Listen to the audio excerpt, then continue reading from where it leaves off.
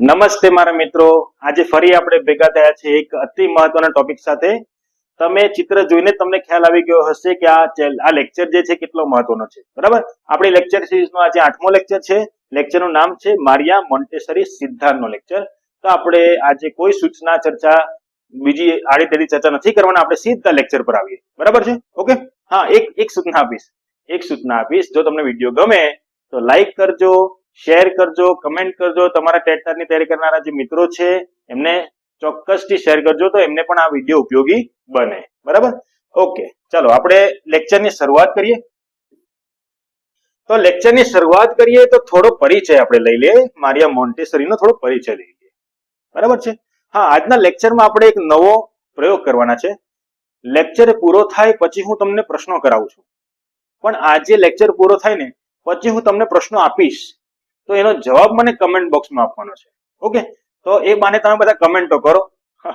બરાબર, ચાલો તો શરૂઆત કરીએ. મારિયા મોન્ટેસરીની વાત ચાલતી છે આપણી. તો મારિયા મોન્ટેસરી કોણ હતા? મારિયા મોન્ટેસરી ઇટલીના વતની હતા. વિચારો, ઇટલીના વતની, અને આપણે ભારતમાં બેસીને, ગુજરાતમાં બેસીને બીએડમાં એના વિશે ભણીએ, એના વિશે આપણી પરીક્ષામાં પ્રશ્નો પૂછાય, એ પરીક્ષાના પ્રશ્નના જવાબ આપવાથી આપણને નોકરી મળશે. બરાબર ને? તો આ વ્યક્તિ કેટલી ઇમ્પોર્ટન્ટ છે, હશે જ ને યાર. બરાબર, ચાલો તો આ વ્યક્તિ જે છે ઇટલીના વતની હતા અને તેઓ પ્રથમ મહિલા ડોક્ટર હતા. એમણે મંદ બુદ્ધિના બાળકોના શિક્ષણ પર પ્રયોગ કરેલા. સમજો બરાબર, શિક્ષણ પર પ્રયોગ કરેલા, અને એમણે જે સિદ્ધાંતો આપ્યા એ સામાન્ય બાળકો પર પણ એટલા જ સફળ થયા. એટલે આખા જગતમાં એમની ચર્ચા થઈ, અને આજે એના સિદ્ધાંત આપણા સિલેબસમાં છે. ઓકે, ચાલો. તેમના સિદ્ધાંત જે છે તેને સંવેદનશીલ તબક્કાઓ એટલે કે એને સોપાનો, એટલે કે ટૂંકમાં મહત્વના મુદ્દાઓ, જે 4 મુદ્દા આપણે ભણવાના છે. એ સૌથી પહેલો મુદ્દો છે જ્ઞાનેન્દ્રિય દ્વારા શિક્ષણ, બીજો મુદ્દો છે સ્વ શિક્ષણ, ત્રીજો મુદ્દો છે અનુકૂળ પર્યાવરણ, અને ચોથો મુદ્દો છે શિક્ષક. બરાબર સમજો, શિક્ષક પણ આવશે. એટલે કે શિક્ષક શું છે, શિક્ષક કેવો હોવો જોઈએ, એની આપણે ચર્ચા કરવાની છે. બરાબર છે? તો જ્ઞાનેન્દ્રિયની વાત કરીએ તો શું છે આ જ્ઞાનેન્દ્રિય, શું છે એની આપણે ચર્ચા કરીએ. ઓકે, ચાલો. જો મિત્રો, થિયરી છે ને બરાબર તમે સમજજો. આ થિયરી સમજેલા હશે ને તો જ તમારાથી જવાબ આવશે. દાખલા તરીકે સિલેબસમાં સીધું નામ આપેલું છે. જો મારિયા મોન્ટેસરી સિદ્ધાંત નામ આપ્યું છે, તો પેપર સેટર જે છે તે કઈ સીધા કઈ ઈઝી ક્વેશ્ચન નથી પૂછવાનો. તમને ચોક્કસ વસ્તુ આપી દીધી, તો તમે એ ચોક્કસ વસ્તુ વ્યવસ્થિત સમજીને વાંચો તો તમારાથી જવાબ આવશે. પ્રશ્નો એવા જ પૂછવાના છે. બરાબર છે? ઓકે, ચાલો. એટલે ગભરાતા નહીં. જો તમે સમજીને વાંચેલું છે ને તો તમને 100% આવડી જવાનું છે. આ કે એટલું બધું ભારે નથી યાર, બહુ ઈઝી છે. કઈ મળે જો લેક્ચર પૂરો થવા દો, મજા આવી જશે તમને. ચાલો, તો આપણે લીટી વાંચીએ ને એટલે તમને વધારે ખ્યાલ આવે. લીટી વાંચીએ. આપણે શું કહે છે મારિયા મોન્ટેસરી, શું કહે છે તેની આપણે ચર્ચા કરીએ. તો જગત વિશેનું બધું જ્ઞાન આપણે જ્ઞાનેન્દ્રિય મારફતે મેળવીએ છીએ. જ્ઞાનેન્દ્રિય એટલે કે ઇન્દ્રિયો જે છે તેના મારફતે આપણે મેળવીએ છીએ. એમણે જ્ઞાનેન્દ્રિય નામ કેમ આપ્યું? કે જે આ ઇન્દ્રિયો છે તેના દ્વારા આપણને જ્ઞાન મળે છે, એટલે એ ઇન્દ્રિયોને જ્ઞાનેન્દ્રિય નામ આપ્યું છે. બરાબર? દાખલા તરીકે એક ઉદાહરણ આપ્યું છું કે અવાજ વિશેનું જ્ઞાન આપણને કર્ણ દ્વારા મળે છે, કાન દ્વારા. કોનો કેવો અવાજ છે, શું સમજાવવા માંગે છે, હું જે તમને સમજાવું છું તમે કેવી રીતે એને સમજો છો, એના માટે કાનની જરૂર પડે કે નહીં? એટલે જે આપણી ઇન્દ્રિય છે, કાન જે આપણી ઇન્દ્રિય છે એનું નામ જ્ઞાનેન્દ્રિય એમણે આપ્યું. બરોબર છે? ઓકે, એ જ લખ્યું છે. તમે જોયું કે જે અવયવથી આપણને જ્ઞાન પ્રાપ્ત કરીએ છીએ તેને શું કહેવાય છે? તો જ્ઞાનેન્દ્રિય કહેવાય છે.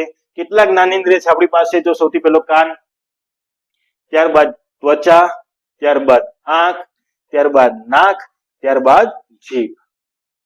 આ જે પંચેન્દ્રિય છે એટલે કે 5 જ્ઞાનેન્દ્રિયો છે એના દ્વારા આપણને શું પ્રાપ્ત થાય છે? જ્ઞાન પ્રાપ્ત થાય છે. એટલે એમણે જે પહેલો મુદ્દો આપ્યો છે એ આ જ્ઞાનેન્દ્રિય આપ્યો છે. બરાબર છે? એટલે તમે એનું મહત્વ સમજી ગયા હશે. કદાચ આમાંથી પ્રશ્નો પૂછાઈ જાય કે મોન્ટેસરી પદ્ધતિમાં જે જ્ઞાનેન્દ્રિયની વાત કરી છે, 5 જ્ઞાનેન્દ્રિયની વાત કરી છે, કઈ છે, અથવા તો નીચેનામાંથી કઈ નથી, આવું બધું પૂછાઈ જાય. બરાબર છે? ઓકે, સમજે કે? બરાબર, ચાલો. વચ્ચે બુદ્ધિ શબ્દ મૂકી દઈ. 5 જ્ઞાનેન્દ્રિયની વચ્ચે બુદ્ધિ શબ્દ મૂકી દેશે, આવું કરી નાખે. બરાબર? હા, ચાલો તો આગળ વધીએ આપણે. હવે જે મારિયા મોન્ટેસરીએ જે એમણે સાધનો વિકસાવેલા હતા ને બાળકોને શિક્ષણ આપવા માટે જે સાધનો વિકસાવેલા હતા એ સાધનો કેવા હોવા જોઈએ એના વિશે આપણને પૂછાઈ શકે. તો એના માટેની જે શરતો છે તે બરાબર સમજજો. પહેલું શરત શું છે? સાધનો કેવા હોવા જોઈએ? આકર્ષક હોવા જોઈએ. સાધનો મજબૂત અને ટકાઉ હોવા જોઈએ. સાધનો સ્વયં ભૂલ સુધારક હોવા જોઈએ, જાતે ભૂલ સુધારે એવા હોવા જોઈએ. સાધનો ક્રિયાત્મક હોવા જોઈએ, પ્રેક્ટિકલી હોવા જોઈએ. બરાબર. સાધનોમાં ક્રમે ક્રમે સહેલાથી અઘરા તરફ જવાય તે રીતનું હોવું જોઈએ. આ એમની સાધનની વિશેષતાઓ એમણે આપી છે કે આ રીતના સાધનો હોય ને તો વિદ્યાર્થી કે બાળકોને છે ને ભણવાની મજા આવે. બરાબર છે. ચાલો ત્યારબાદ જો એક શબ્દ પકડજો, એકાકીકરણ. એકાકીકરણ એટલે શું એ સમજાવેલ છે તમારી સામે સ્ક્રીન પર, તમે આરામથી વાંચી શકો એવું સમજાવેલ છે. જો શું લખેલું છે આપણે જોઈએ. એક સાધન વડે એક સમયે એક જ ઇન્દ્રિયનું શિક્ષણ એટલે શું કહેવાય? એકાકીકરણ. સમજ્યા? એક સાધન વડે એક સમયે એક જ ઇન્દ્રિયનું શિક્ષણ મળે એને શું કહેવાય છે? એકાકીકરણ કહેવાય છે. ઓકે. બાળકો સહેલાઈથી એની હેરફેર કરી શકે. આ સાધનો પ્રબોધક છે એટલે કે માનસિક વિકાસને શું આપે છે? તો પ્રેરણા આપનાર હોવા જોઈએ. તો એમણે જે સાધનો બનાવ્યા તેની શરતો આ છે. તો શરતો વિધાન સ્વરૂપ પૂછાઈ જાય પરીક્ષામાં. બરાબર. ઓકે. ચાલો આપણે આગળ વધીએ.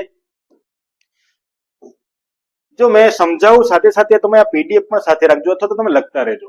એટલે શું સમજાવતા તમે લખતા જાઓ ને એટલે તમારા મગજમાં આ થિયરી પાકી થતી જશે.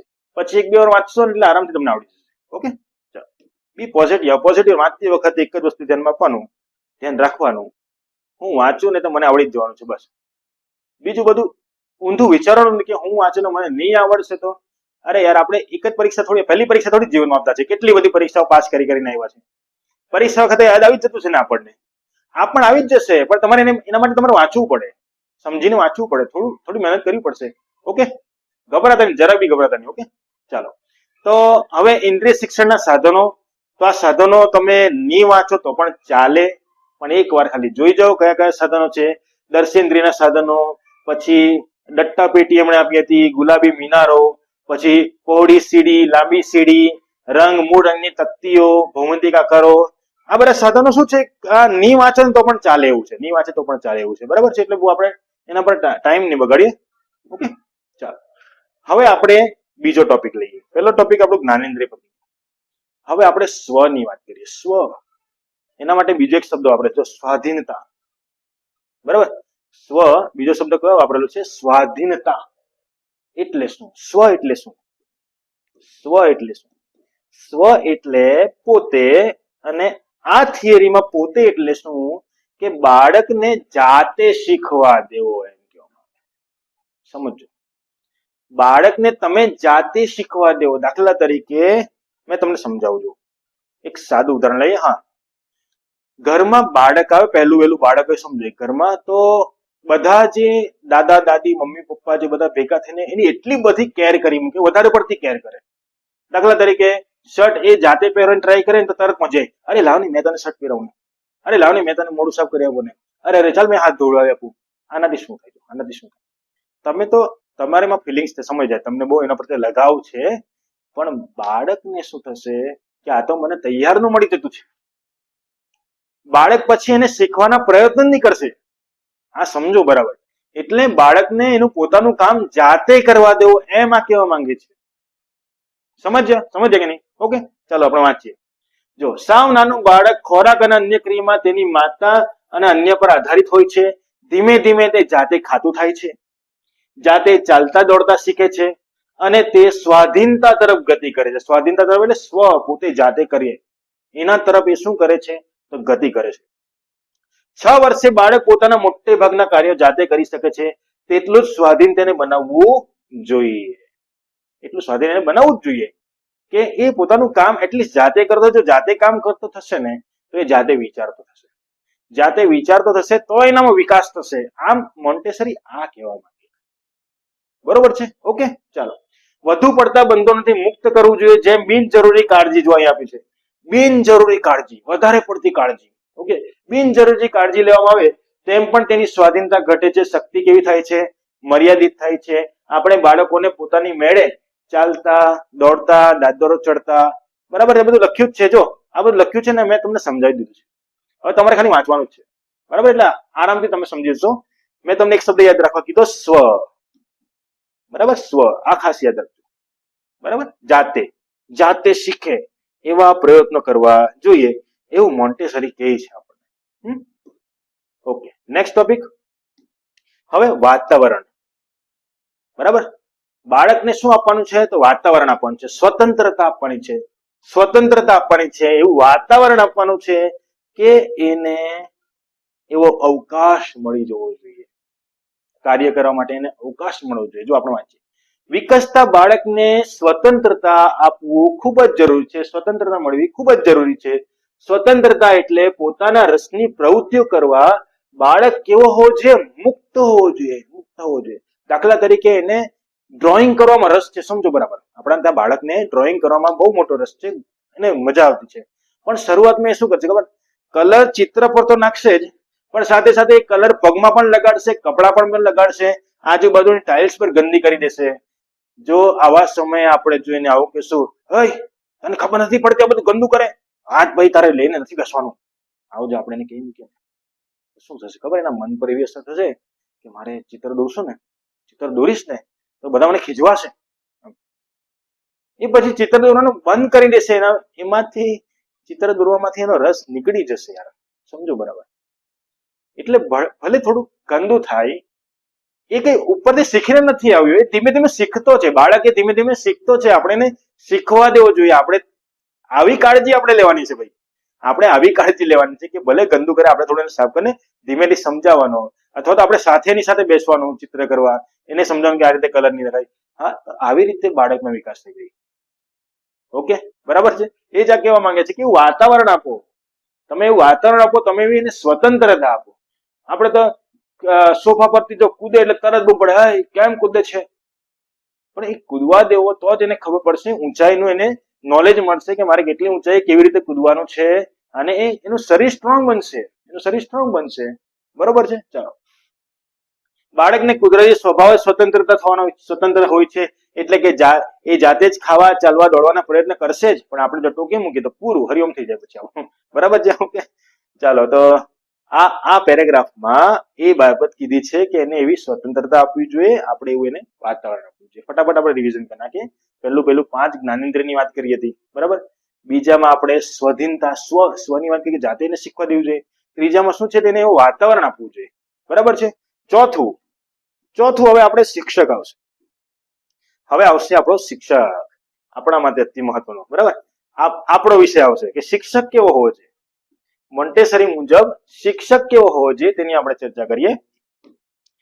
તો શિક્ષક કેવો હોવો જોઈએ જોઈએ આપણે. શિક્ષક એવો હોવો જોઈએ, કેવો હોવો જોઈએ? તો જ્ઞાનનો દાતા હોવો જોઈએ, જ્ઞાનનો દાતા હોવો જોઈએ. ના, આ ચોકડી, બરાબર? સમજો, લખાઈ ગયું તમારાથી, ચોકડી મારી દીધો, બરાબર? ચોકડી કેમ મારી હોતા ને તમને યાદ રહેશે. જો જ્ઞાનનો દાતા હોવો જોઈએ એવું નથી કીધું.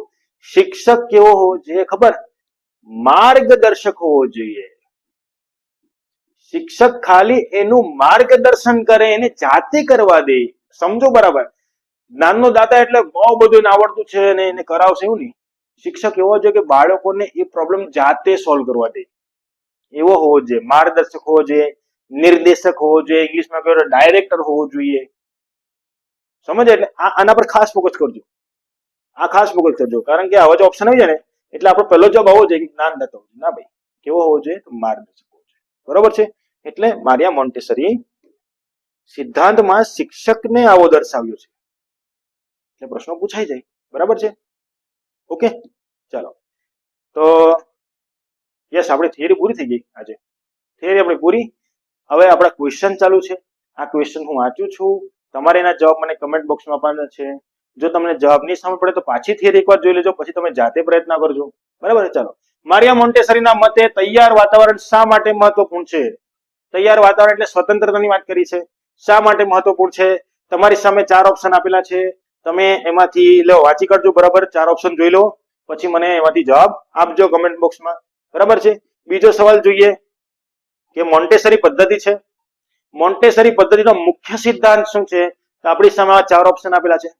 એનો મુખ્ય સિદ્ધાંત શું છે? તમે થિયરી સાંભળી હશે ને આરામથી જવાબ આવી પણ ગયો છે તમારો, બરાબર છે? ચાલો, ત્યારબાદ ત્રીજો સવાલ, ત્રીજા પ્રશ્નની વાત કરીએ. મોન્ટેસરી પદ્ધતિમાં શિક્ષકની ભૂમિકા મુખ્યત્વે શું છે? શિક્ષકની ભૂમિકા શું છે એની પણ આપણે ચર્ચા કરી.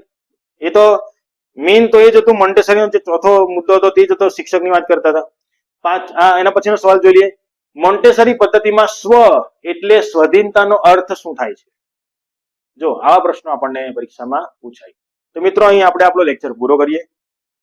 નેક્સ્ટ લેક્ચર પણ એક સારામાં સારો ટોપિક લઈને આવશું, બરાબર છે? ઓકે, તો આ પ્રશ્નનો જવાબ આપણે કમેન્ટ